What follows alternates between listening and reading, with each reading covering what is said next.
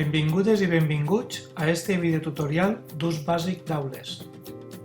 Anem a parlar de com comunicar-nos amb l'alumnat a través dels fòrums. Anem a l'aula virtual de proves que hem creat.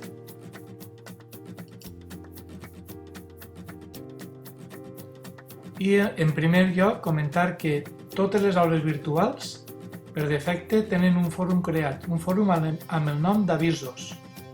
El fòrum d'avisos, al qual estem entrant ara mateix, és un fòrum de subscripció obligatòria. Això significa que qualsevol missatge que com a docent posem en este fòrum arribarà per correu electrònic a tots els usuaris d'esta aula. Per exemple, li diguem afegir un nou tema. Recordem que tots els camps que tenen un arquerisc significa que són obligatoris. Vaig a posar l'assumpte. Primer missatge.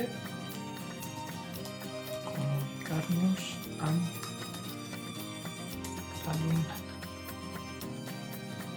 Això significa que si jo ara envio el fòrum, a banda d'estar en el fòrum, el que farà és enviar un correu automàticament a tots els usuaris. A més de tindre una caixa de text, puc també enviar arxius. En aquesta finestra que tenim ací, puc arrossegar arxius, puc buscar arxius, els incloc, envio el fòrum, m'apareixeria ací el missatge i a més automàticament un correu. Però, a banda d'això, puc incloure un fòrum amb la finalitat de comunicar-me amb l'alumnat i que ells puguen interactuar. Hauria d'anar a activar edició, tenim en aquesta opció d'ací dalt, en este botó verd, també en el bloc administració en la segona opció, activem edició, canvia un poquet l'entorn i ací baix ens diu afegir una activitat o un recurs. En aquest cas un fòrum és una activitat perquè permet interactuar amb l'alumnat.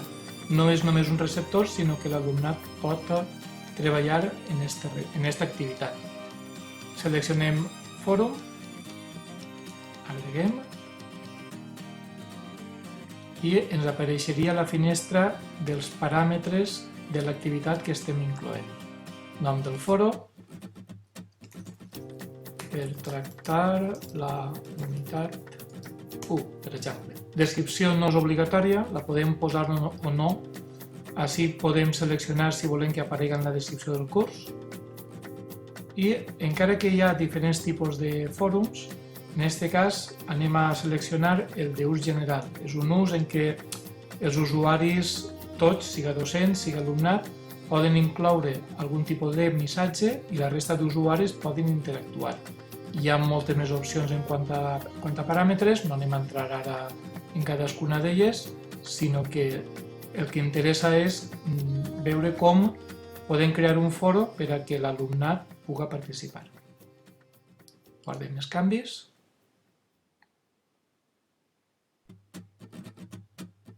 Se'ns ha creat este fòrum, vegem ací baix, per tractar la unitat 1, desactive edició per a que es pugui veure un poc millor. I ara, en este fòrum, hi ha tots els usuaris de l'aula, docents i alumnat, podríem afegir un nou tema de discussió. Esperem que el vídeo hagi estat d'utilitat i recordeu que teniu més informació sobre aules i altres eines GBA en la comunitat CBTIC, allotjada en Portal Edu.